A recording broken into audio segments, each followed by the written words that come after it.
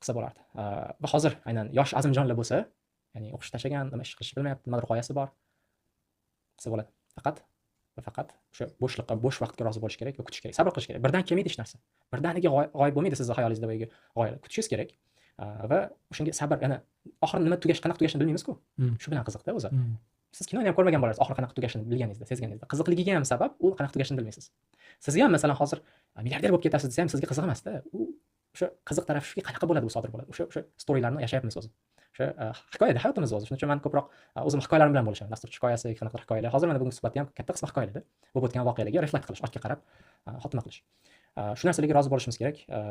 Juda hozir davrimiz shunaqaki, hamma yo rat race deb qaraganda. Rat race bilasiz, bu kalamush poygasi. Tugamaydi. Yutsangiz bo'ladi u o'yinni. Siz u o'yinni yutganingizda ham kalamushligicha qolasizda, u ma'nosi shuku, winnersiz. Siz xohlasangiz Google ishlasangiz, xohlasangiz milliard dollarlik kompaniyangiz bor, ahamiyatsiz. Siz baribir rat race'ga qo'shildingiz, siz ratsiz hisoblanadi. Shuning uchun mazmunni qidirib yashashimiz kerak. O'shanda daromad borasida bilmadim nafsimiz qanchalik kengayishi mumkin. Qanchagacha odam bunchalik faqat pul ortidan yashaydi. Men bilmadim pul bilan nima qilsa bo'ladi. Buni balkim bilmay qo'yganim ham yaxshidir, chunki juda ko'p yoshlar hozir Yevropada rohatda ortidan quvadi. Genadizm.